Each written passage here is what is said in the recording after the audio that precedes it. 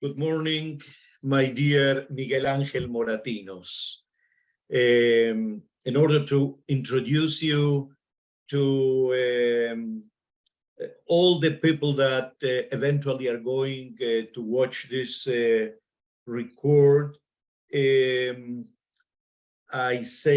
would say that you are currently the High Representative of the United Nations Alliance of Civilization. You were Minister of Foreign Affairs in the government of Rodríguez Zapatero in Spain. You were a representative of the Socialist Party for on behalf of Córdoba. You were also the ambassador of the Kingdom of Spain in Israel, the representative on behalf of the European Union for the Arabic peace process from 1996 to 2003. You know what, my dear friend, after knowing you and after learning about you, I discovered that there are several similarities between you and me.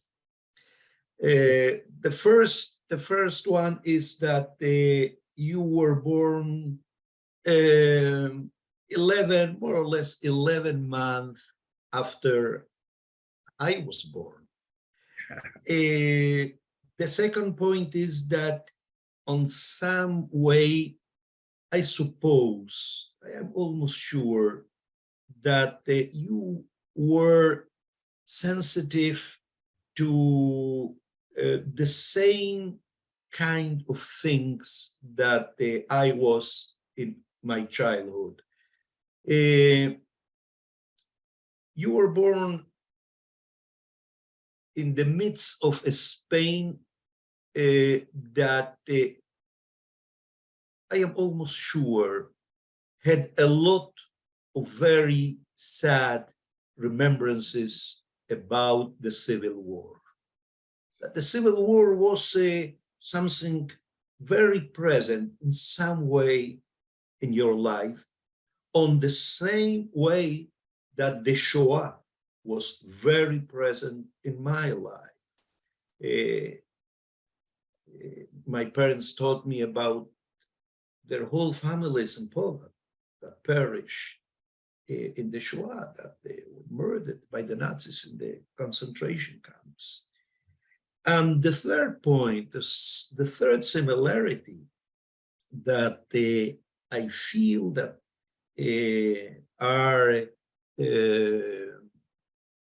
that we are sharing is that you devoted your life for dialogue, for understanding, and I devoted my life for the same cause, for the same ideals. We are sharing the hope that a world of peace is possible, and both of us are working on that way. Now, my first two questions, because one question is related to the other. First, tell me if my appreciation about you, about us, is correct. And the second one is, as a consequence of the sadness, of the terrible things that we discovered that occurred very close to us, one generation before our coming to this earthly reality, our feelings about all these terrible things produce in both of us the sensation that something must be changed in the world. But we are in the 70s, in the beginning of the 70s. What we can see in our present, on these very days, is that our hopes of change were a dream? Is it possible to install dialogue and through it to apart violence and all the terrible things that we know that occurred in the world? Ukraine, Latin America, the Middle East, the Far East, all what we are seeing lately, very lately in the newspapers, are asking us, is it possible? We are working for dialogue. Is this not more than an illusion? Please. Well, first of all, extremely grateful, my dear friend, Rabbi Abraham Skorka. You know, I get known about you through a common friend, and of course, the main one is His Holiness the Pope Francis. I know how much link, how much close to him you are, and I think the first time I heard about you, it was related of your extremely intense friendship with the Pope. But as you said in this introductory remark, we have certain similarities. No, we are the same generation. We are in this decade of, we both have overpassed the 70s. So we are at an age of having experienced different, important highlights in our life and our personal and professional contribution to our societies. We have the chance and I would say the privilege to have now more experience. We can look back about our past and have a sense how life has been going through and how has been, our personal and political, experiences. So I think it's a good time to reflect together. I fully agree with you about our similarities, but I will have only one important nuance. Now, of course, we were born the same age, same year, more or less. We've been fighting, both of us, for dialogue, understanding. But in terms of our experience about the suffering of our generation, if I recall the civil wars of Spain, of course, it was present in my youth, in our conversation, but I have to say nothing to compare with the Shoah. No? I think whatever we have suffered in Spain, civil wars is always awful.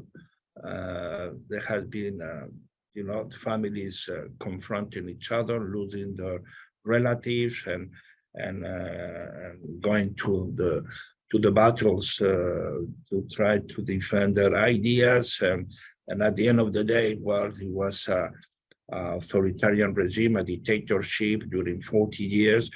But nothing I can compare with what the Jewish people suffer in Shoah. I think you were quite generous to try to make these similarities, but I have to say, because when I started to engage with the Jewish community, with the Israeli society, when I was appointed ambassador to Israel, and of course I get much more knowledge of what has happened in these dramatic years of the Jewish people. I think never again, as we had been saying, all of us. So that is a small but important nuances, no? So when I address my Jewish friends and the Israeli friends, I have always this extremely respect, no, and very strong solidarity, because I think is this Shoah committed by these crazy Nazi personalities, particularly the Führer and his team. I think when the humankind has get to this abyss of deshumanization, no, I think never we have been in such situation. I hope we will not go again in this dramatic situation. So, taking into account all of that, in responding to your second part of your question, it is still possible.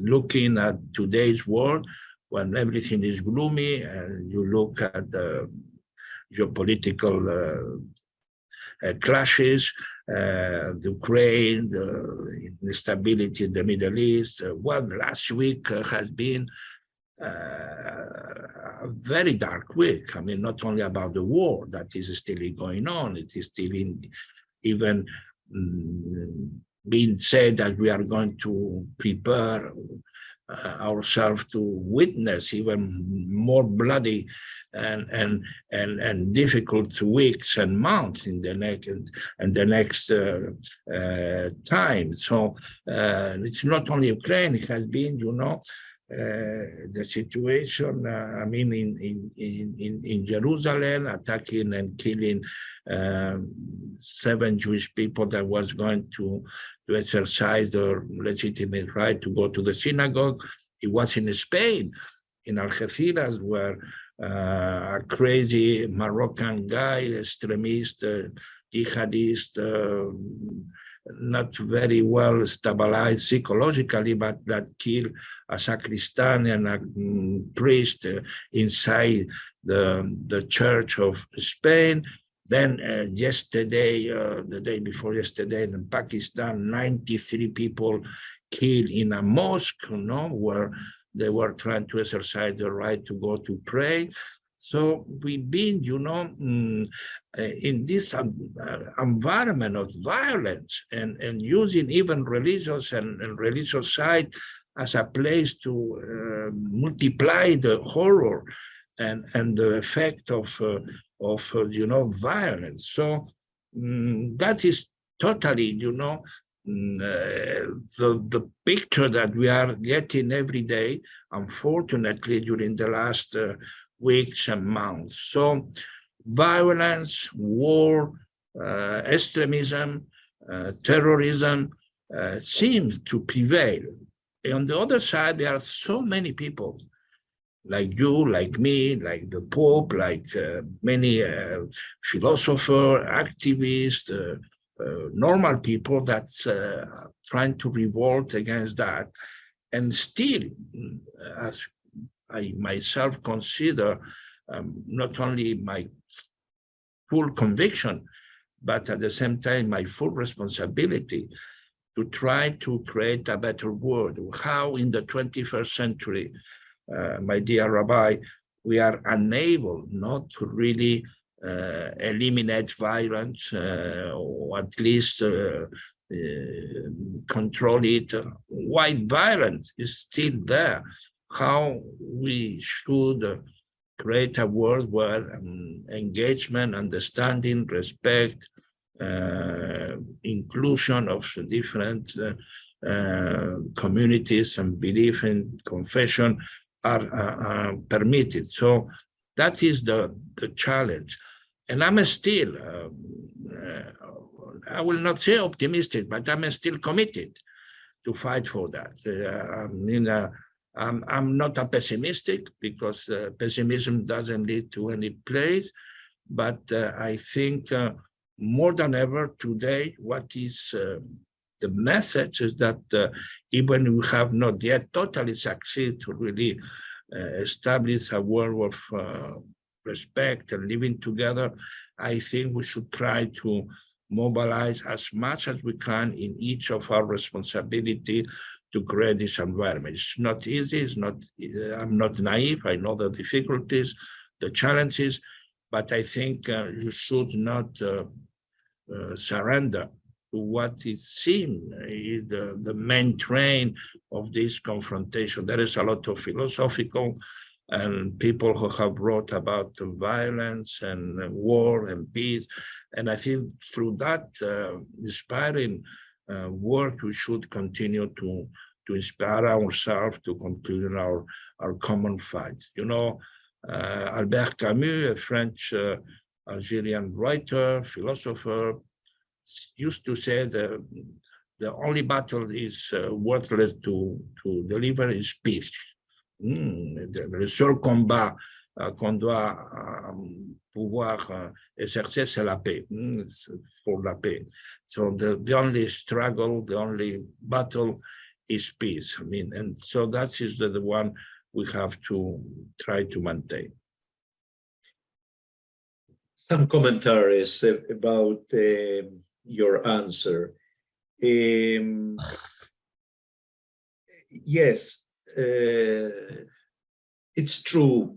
The Shoah, you cannot compare the Shoah with other terrible things, or even with other genocides, as you said. And you know, Pope Francis, when he was Archbishop of Buenos Aires,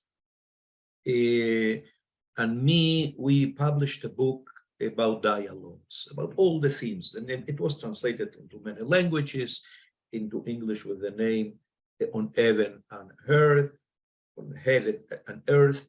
And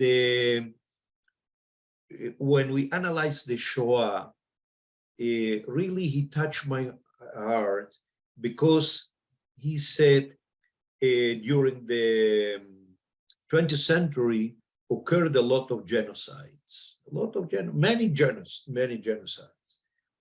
But the Shoah is very peculiar.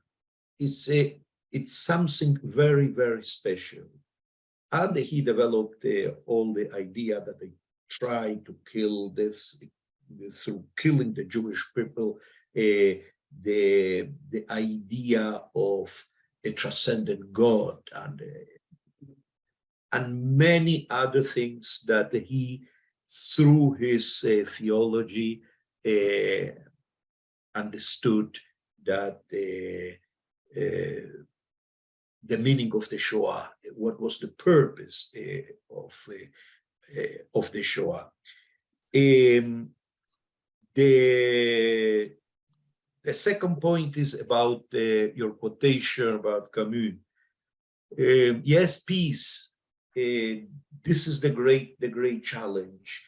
For sure that you remember that when the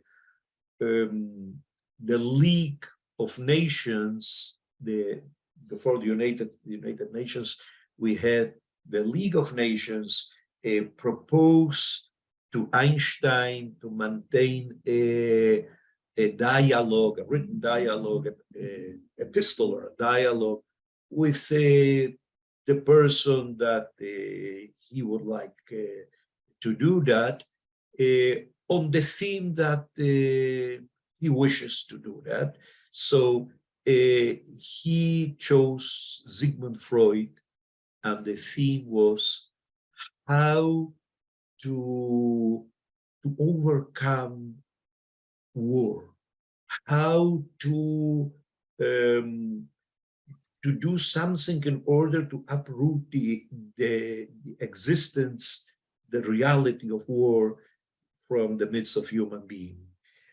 And the other commentary about your answer is that always when we analyze the world reality, we must accept that the world reality is built by rulers and peoples, rulers and their followers, I would say. In the book of Judges, in the Bible, appears something very interesting that said one of the sons of Gideon, yeah, the judge. And he said in the middle of a drama, he said that the trees went to choose a king for them. So they went to the olive tree, and the answer of the olive tree is, no, I cannot accept to be a king because I am very busy trying to produce very good olives. And so the same with other trees, with the fig tree, they have to produce very good fruits, so they cannot afford the responsibility to be a king, and for sure to be a good king.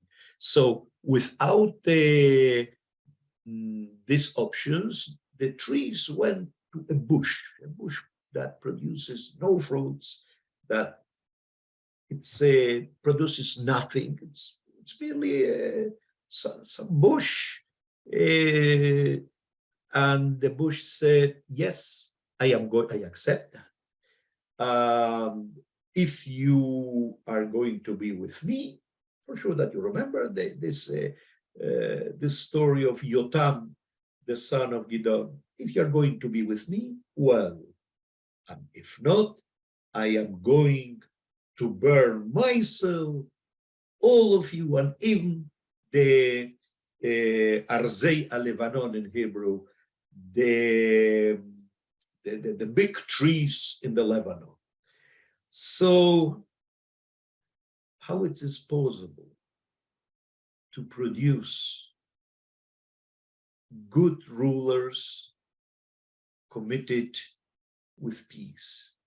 This is something that I see that we cannot find easily. This is a great problem in our days. I cannot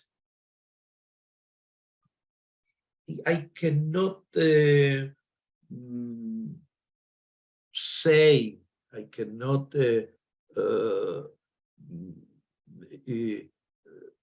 count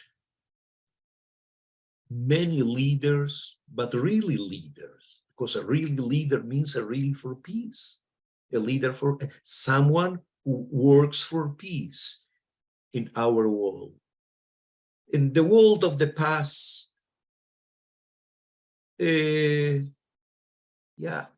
undoubtedly, I can say Moses.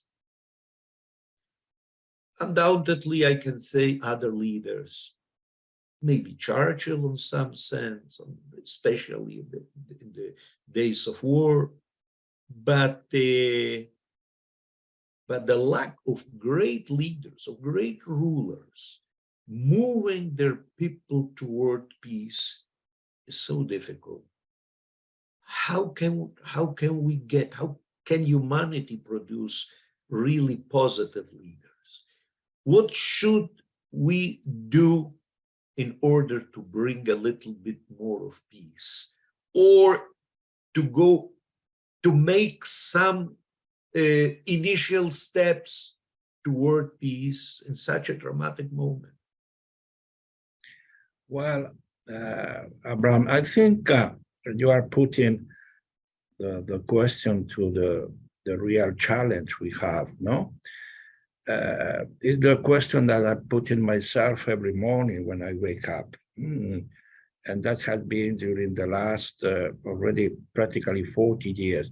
My life had been combined with, let's say, my first contribution to my society was diplomacy. And then from diplomacy, I went to politics. But now I think I'm part of both. I mean, I think I went out of diplomacy, of being a technical professional on diplomacy, to make a step forward, because at the end, well, you have to make decisions, you have to transform society, and you have to try to reach peace. The diplomatic skills or the diplomatic technique are not enough. You have to really have this political vision in order that you can really produce better results. But coming from diplomacy and coming from my personal experience, I never been, even in the school, when people and my colleagues were having some difficulties or trying to playing in games and fighting each other. I didn't like, I didn't like fights, even in the school, all children fighting between. I was step out because I didn't like to confront somebody by my arms, by my personal strength. I was always trying to understand why we are fighting. So that's give me the vocation to go to diplomacy. And then from diplomacy, I went to understand that the whole history of diplomacy has been an attempt to really solve crises, try to overcome conflict through political means and through dialogue. That is the essence of diplomacy. And you go through history, you go how we evolved from, the first confrontation. I mean, diplomats were taken only to envoy, to have a representation, then they went to get information, and then finally they got into the negotiation process. That is the art and the substance of diplomacy. But since, and you mentioned the League of Nations, the League of Nations was the result of the horror of the First World War. I think the Second World War was even worse because the Shoah, as we have mentioned. But the First World War was the most inhuman in the history of war, in the history of international community. This war of the trenches, people dying. When I go to France, my wife is French, so we go to the small cities, a small town inside France, small villages, and you enter to the churches and you see a list of 40, 50, or 50 people. They mort pour la France, died for France, 1914, 1919. And a village of 300 people, 50 people has died in this first war. So the American President Woodrow Wilson have the courage and the vision to propose, his idea for having a League of Nations. And even in then, United States didn't join because they didn't support the president's proposal in the Paris conference in 1999, in the Treaty of Versailles. But the idea was to have a collective security system that we will guarantee all of us to really solve problems through negotiation, through politics. And you read, I'm sure you are a great knowledge of Hannah Arendt. She will tell you when you read her, and you see that politics is the way that you avoid war, because it's the understanding among the men. And when there is no politics, there is war, there is nothing. When there is war, there is no politics. There is no common pluralistic view that make all of us together to try to solve problems. So that is what is missing today.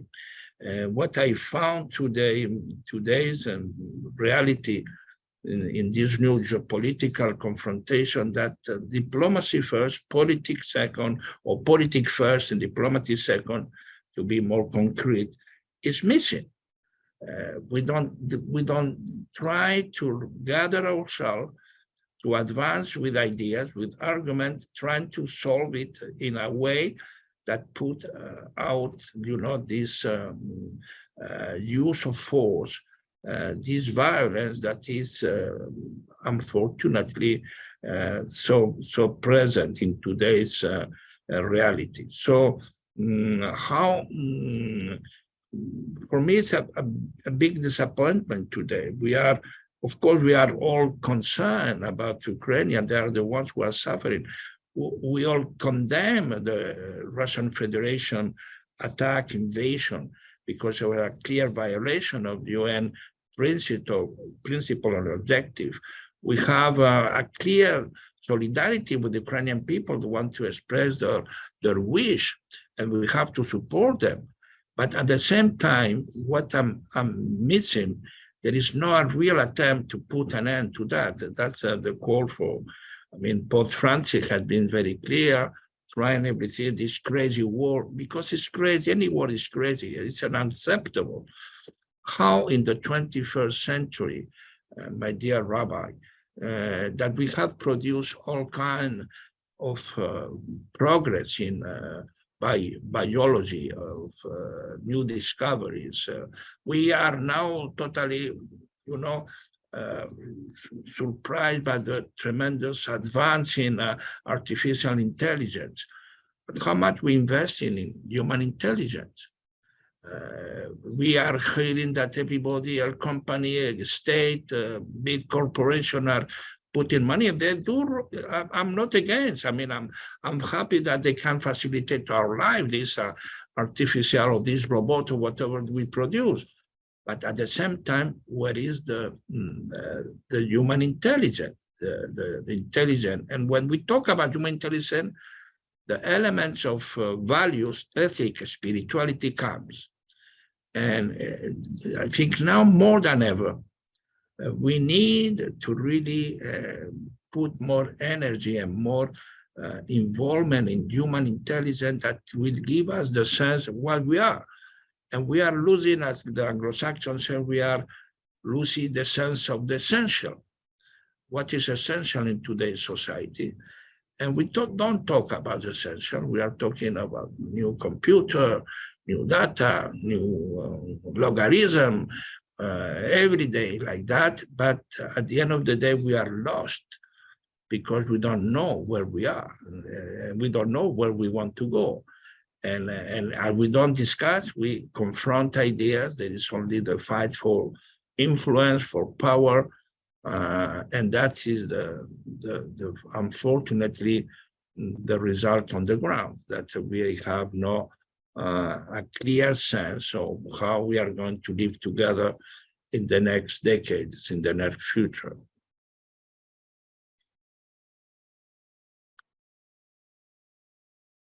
My comments about your explanations, your answers. Yeah, there is undoubtedly a gap between human intelligence to develop things, to create new computers, more sophisticated computers, but there are certain problems in our way of thinking about how to use intelligence in order to develop a greater sentiment of love. The key word in the Bible, I would say, is the verb to love. In the book of Deuteronomy appears several times in Hebrew, ve'afta et Hashem Elokecha. You are going to love the Lord God. The last step to approach God or to feel God, the first step is to maintain a proper behavior. And the last step is through a feeling of love. This is my first commentary. The problem of many people in the world is that on the same way that humanity developed technology and knowledge. They didn't develop really a mature way of loving. The second point is, you mentioned religions, and the great problem that we are facing in our days is that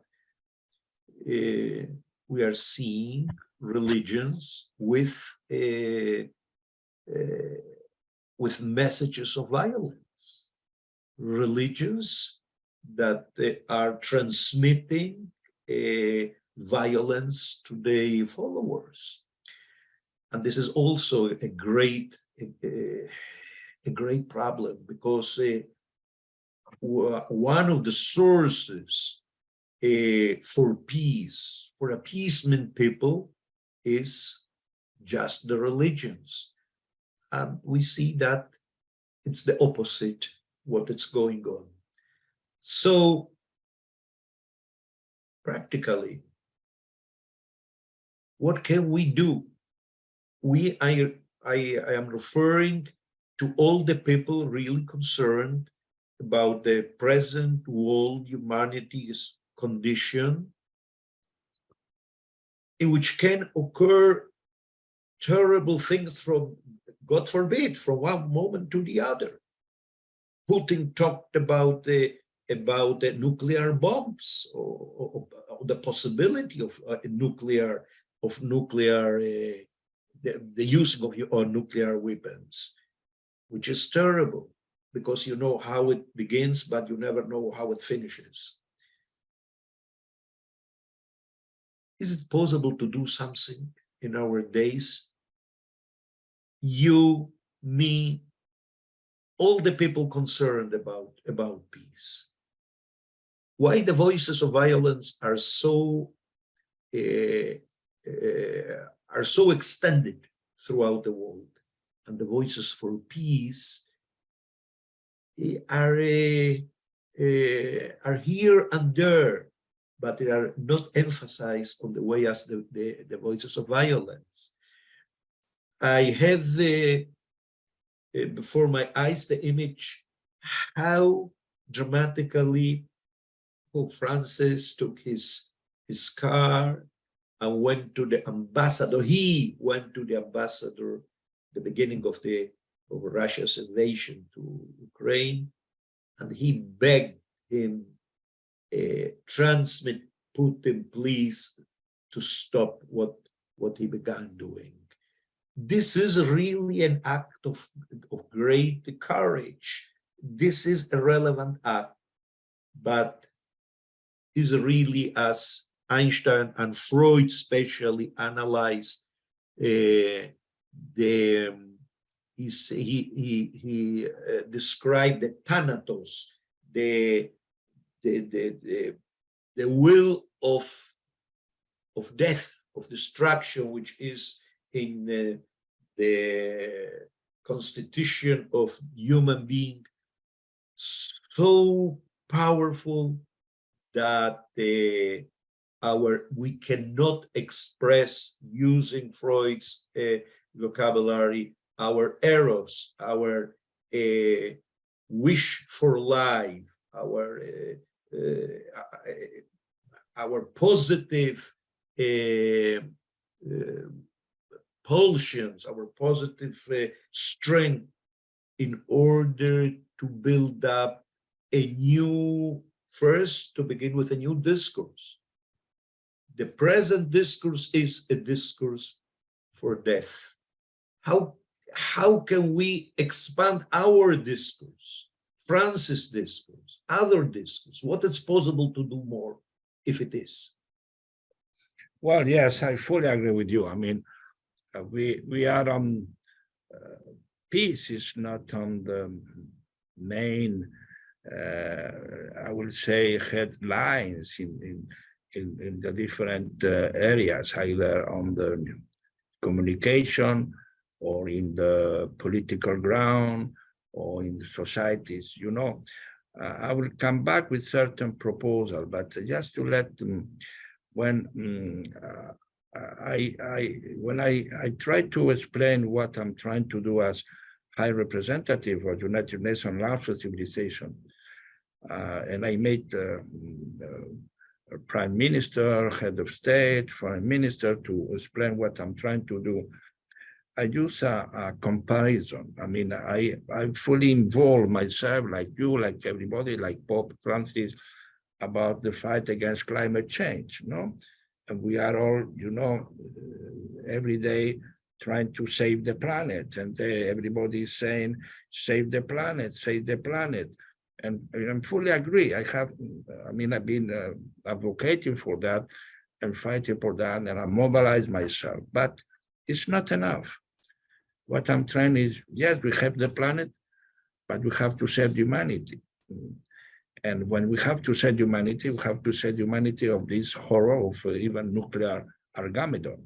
We are very close to that, and people don't realize. And Oppenheimer say after Hiroshima and Nagasaki bomb, I'm death, I'm the death.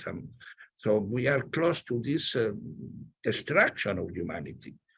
And so when I address to young people, because we have a lot of program and project with the young people, I told them, okay, we have this Swedish lady called Greta that represent and are mobilizing everybody, and you have the youth going in the street, saying we need a green planet, we need a green environment. I don't know why we don't find the youth mobilizing for saving the humanity. And so I called them and said, we need you to take the flag and the defense of this society that have to live together. Something have to be done. So I give you this reflection because everybody have a certain responsibility. You are saying that even religions are using some of them, to justify or to try to violence and terror. That is part of our work, and I think that's the reason we are putting together a religious leader much more active. And I think I assist to many conferences and many events that religious representative of all kind of confession. Practically the men are the three monotheistic one, but even with Hindus and Confucians, we are trying to put everybody involved in order to understand the pluralism of spirituality. They react well. The point is that they respect each other. They are coming closer to defend themselves. Something is happening with this attack to the religious side, that everybody understands that one day is a synagogue, another day is a mosque, another day is a Catholic church, or it's a temple.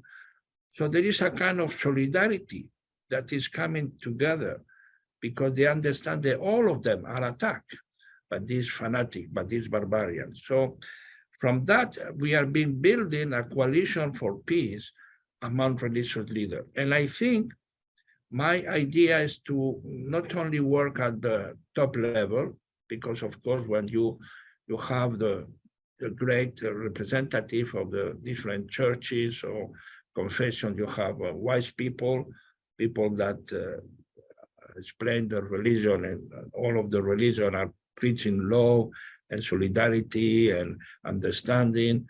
But the one we are confronting ourselves is one with the young religious representative. They are much more radicals that let's say the older generation.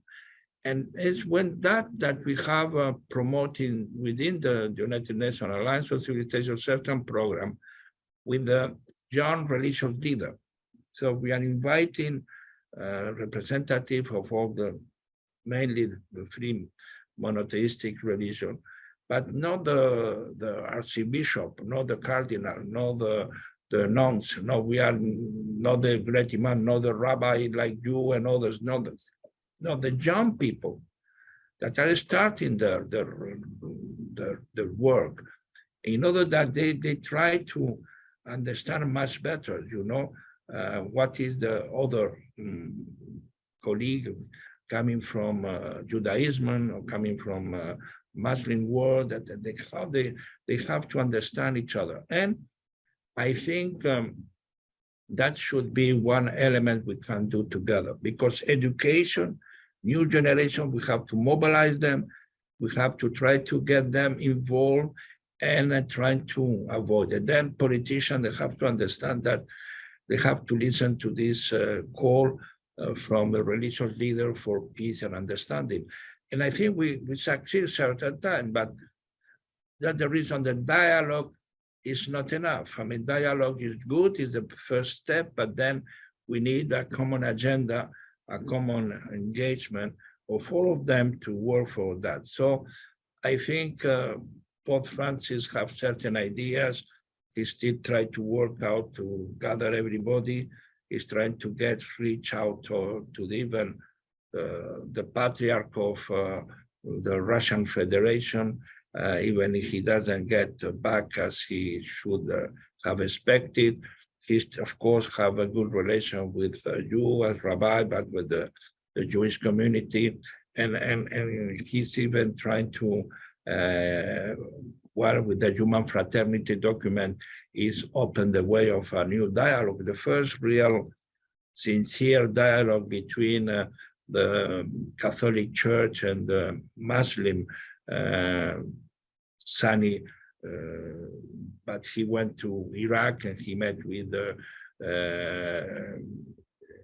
Hussein Sistani, the great leader of Shia. So he's trying to open the way to understand each other without renouncing, of course, to his values and his beliefs. So I think that is what is a good way to continue and to support this initiative.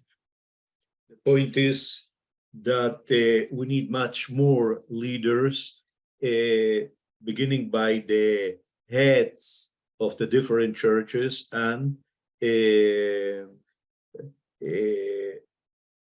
of course, as you said, to get the involvement of the simple people, the leaders of the different parishes, of the small synagogues, and the small mosques on this way. My dear Miguel Angel, I thank you a lot for this conversation, for this dialogue, for these mutual reflections about what to do and how to do in order to transform peace in much more than a simple wish, and to get the point.